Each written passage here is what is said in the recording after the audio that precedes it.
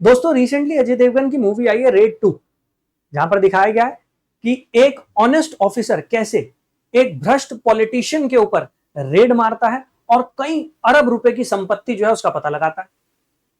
कुछ ऐसा ही real life में भी देखने को मिला।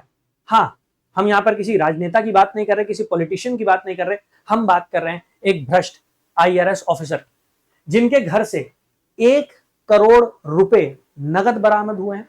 इसके साथ साथ 3.5 किलोग्राम सोना वो बरामद हुआ।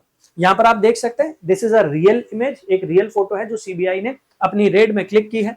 1 करोड़ रुपया कैश, इसके साथ साथ गोल्ड और सिल्वर की ज्वेलरी जिसकी कीमत 3.5 करोड़ रुपए से भी ज्यादा है। तो 1 करोड़ से ज्यादा तो कैश बरामद हुआ है, 3.5 करोड़ से ज्यादा ये ज्वेलरी जो है ये बरामद हुई है।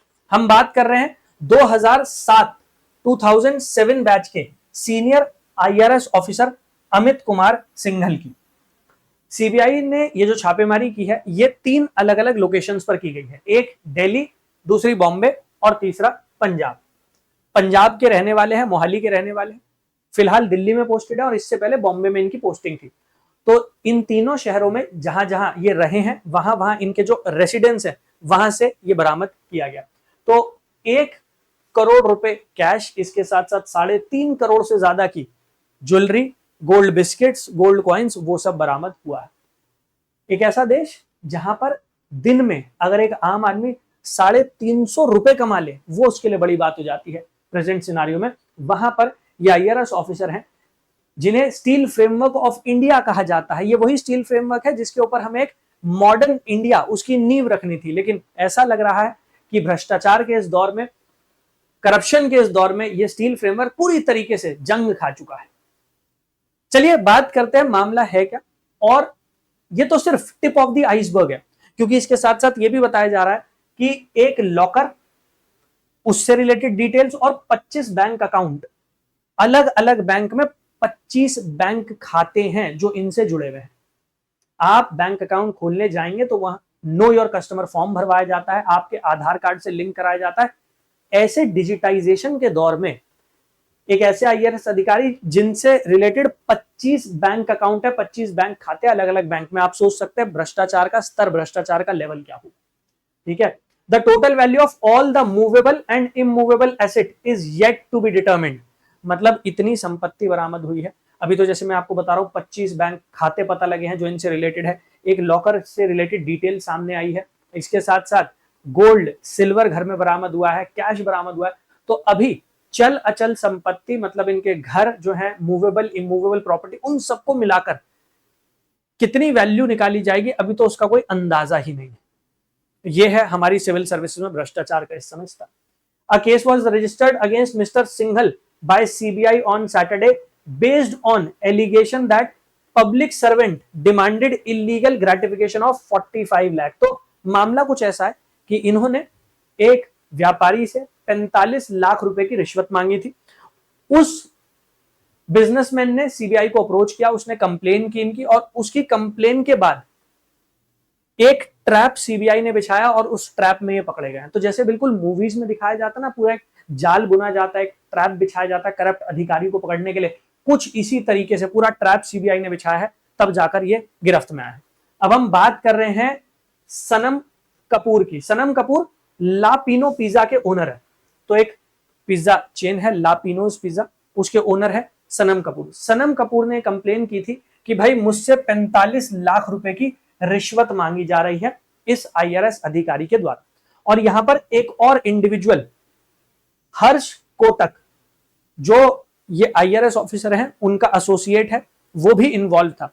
तो ये जो रिश्वत ली जा रही थी ये डायरेक्टली वो नहीं ले रहे थे, ये वो हर्ष कोटक के थ्रू, तो ये बिचौलिए हैं, मीडिएटर हैं, जिनके थ्रू वो रिश्वत ली जा रही थी। The demand was accompanied by threats of legal action, imposition of heavy penalties and harassment in case of non compliance। तो देखिए, एक आईआरएस ऑफिसर एक पावरफुल पोजीशन पर है, एक सीनियर आईआरएस ऑफिसर है, तो ये डरा धमका के रिश्वत वसूल रहे थे। ये सनम कपूर जो बिजनेसमैन है, उनके साथ इनका एक बिजनेस एग्रीमेंट भी था। उस एग्रीमेंट में कुछ तूतू मैमे हुई, उसके बाद ये पूरा मामला सामने आया। तो वहां पर उन्हें लीगल एक्शन की धमकी दी जा रही थी। यह कहा जा रहा था कि भाई तुम्हारे ऊपर हैवी पेनल्टीज लगाई जाएंगी इनकम टैक्स डिपार्टमेंट की तरफ से। मतलब अब आप ये देख लीजिए कि इनकम टैक्स डिपार्टमेंट में जो भ्रष्ट अधिकारी हैं, ये अपनी अथॉरिटी, ये अपनी पावर का मिसयूज कर रहे हैं रिश्वत लेने के लिए, रिश्वतखोरी के लिए।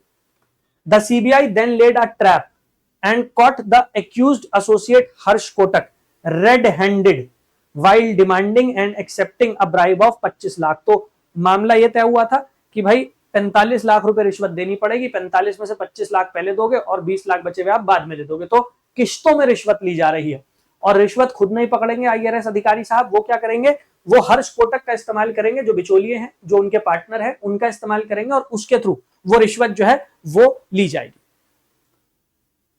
अब पूरा मामला है क्या, जिन आईआरएस अधिकारी की हम बात कर रहे हैं वो आईआरएस अधिकारी इससे पहले बॉम्बे में पोस्टेड थे, मुंबई में। जब वो मुंबई में पोस्टेड थे, जहां पर वो कमिश्नर थे, ज्वाइंट कमिश्नर इन कस्टम्स डिपार्टमेंट, तो कस्टम डिपार्टमेंट में वो ज्वाइंट कमिश्नर थे। उन्होंने अपनी पोजीशन का फायदा उठाते हुए सनम कपूर के साथ एक एग्रीमेंट किया। तो वो जो एग्रीमेंट किया गया था वो भी कहीं ना कहीं उन्हें प्रेशराइज करके ही किया गया था। Singhal had leveraged his previous position as Joint Commissioner in Customs Department Mumbai to establish business connections with Kapoor। तो ये जो लापिनो पिज्जा है उसके ओनर, उनके ऊपर प्रेशर एक्सर्ट करके, उनके ऊपर दबाव बनाकर एक एग्रीमेंट उनके साथ साइन किया गया। ये एग्रीमेंट जो था ये कंपनी के नाम पर था जिसका नाम है पार्कर इंपैक्स। अब ये पार्कर इंपैक्स जो कंपनी है वो सिंघल साहब जो आईआरएस ऑफिसर है उनकी मां के नाम पर है। तो यहां पर a firm register in his mother's name. तो पार्कर इंपैक्ट्स नाम की एक कंपनी बनाई गई। उस कंपनी के साथ सनम कपूर जो बिजनेसमैन है उनके साथ एक एग्रीमेंट किया गया। एग्रीमेंट यह था कि सनम कपूर की लापिनो पिज्जा की 2 फ्रेंचाइजी जो है वो ट्रांसफर करेंगे सिंघल साहब को, और सिंघल साहब डायरेक्टली उन्हें ओन नहीं करेंगे, उन्हें ओन करेगी पार्कर इंपैक्ट्स। पार्कर इंपैक्ट्स वो कंपनी है जिसकी मालकिन उनकी मदर है। Additional contracts were reportedly arranged with other firms linked to Kotak and his family। अब ये जो बिचौलिए हैं कोटक साहब, इनके नाम पर और इनकी फैमिली के नाम पर भी कुछ लापिनो पिज्जा की फ्रेंचाइजी ली गई थी। अब जब भी कोई बड़ी ब्रांड अपनी फ्रेंचाइजी देती है तो वो आपसे पैसे चार्ज करती है, लेकिन यहां पर वो पैसे चार्ज नहीं किए गए। क्यों? क्योंकि सनम कपूर जो ब्रांड के ओनर हैं उनके ऊपर दबाव बनाया गया, उनसे कहा गया कि भाई अगर नहीं दोगे तो फिर तुम्हारे ऊपर केस खोल लिए जाएंगे, इनकम टैक्स डिपार्टमेंट की तरफ से तुम्हें नोटिस आएगा, तुम्हें हरास किया जाएगा। वो हरासमेंट के डर से उन्होंने एग्रीमेंट साइन कर लिया। एग्रीमेंट सिंघल साहब ने अपने नाम पर नहीं किया, उन्होंने अपनी मां के नाम पर कंपनी रजिस्टर कराई, उसके थ्रू हुआ है, और जो बिचौलिए कोटक और उनकी फैमिली मेंबर्स उनके नाम पर ये एग्रीमेंट साइन किए गए। After a business dispute Kapoor alleged he was pressurized into buying back outlets at inflated rates। तो यहां पर जब आपस में थोड़ी नोकझोंक हुई, उसके बाद आईआरएस ऑफिसर ने सनम कपूर के ऊपर दबाव बनाना शुरू किया कि भाई ये आउटलेट्स जो है ये तुम वापस ले लो, हो सकता है सेल ना हो रही हो, कोई भी कारण हो सकता है। तो उन्होंने बिजनेसमैन के ऊपर दबाव बनाना शुरू किया कि भाई आप ये फ्रेंचाइजी हमसे वापस ले लीजिए, और जिस दाम पर ली थी उससे ज्यादा दाम पर वो वापस देना चाह रहे, तो एक इन्फ्लेटेड प्राइस पर वो उसे वापस देना चाह रहे थे। हो सकता है लॉस मेकिंग यूनिट हो और वो वापस ना लेना चाह रहे, तो उनके ऊपर दबाव बनाया गया और उनसे कहा गया 45 लाख रुपए तुम्हें देने पड़ेंगे, रिश्वत देनी पड़ेगी। Kapoor's chartered accountant was informed that a substantial penalty was likely due to Singhal's influence. In April Kapoor met Singhal at his Delhi office where the officer allegedly demanded rupees 45 lakh। तो जो सनम कपूर है बिजनेसमैन, उनके चार्टेड अकाउंटेंट उनको नोटिस भिजवाएगा, उनसे कहा गया कि भाई अगर पैसे नहीं दोगे तो फिर इनकम टैक्स डिपार्टमेंट के नोटिस आएंगे और बहुत बड़ी पेनल्टी तुम्हें देनी पड़ेगी। इसके बाद सनम कपूर दिल्ली आकर सिंघल साहब से मिलते हैं, आईआरएस ऑफिसर से मिलते हैं, और वहां पर उनसे 45 लाख रुपए की रिश्वत जो है वो डिमांड की जाती है। बिल्कुल जैसे मूवी चल रही हो, मूवी की एक स्क्रिप्ट हो, कुछ उस तरीके का मामला जो है वो सामने आ रहा है। Acting on Kapoors detailed complaint the CBI verified the claims including a 4 hour covert recording of discussions between the parties on 30th में।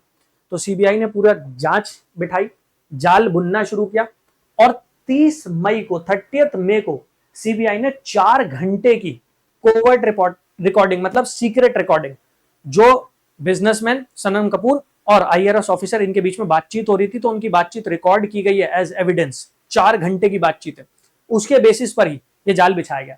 The next day the agency conducted a trap operation in Mohali where Kotak was allegedly caught accepting the first installment of the bribe on Singla's behalf.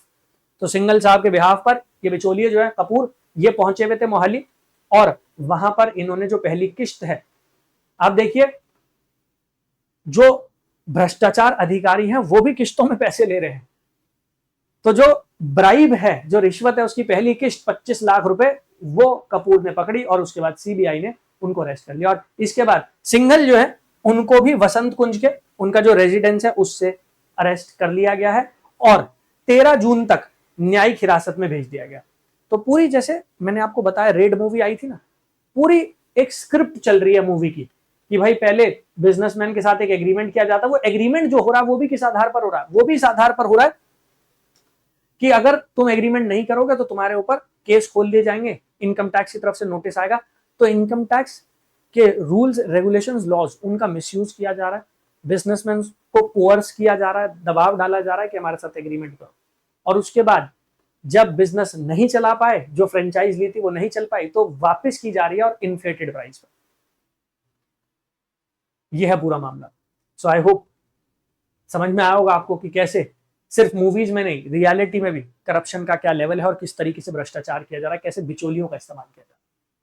खैर, अगर आप एक ईमानदार IAS officer बनना चाहते हैं, एक आईपीएस ऑफिसर बनना चाहते हैं, या फिर एक आईआरएस ऑफिसर बनना चाहते हैं, क्योंकि यही 3 top most sought after post होती हैं जब हम बात करते हैं सिविल सर्विसेज एग्जाम की, तो आप इस टेलीग्राम चैनल को ज्वाइन कर सकते हैं, मेरे साथ जुड़ सकते हैं।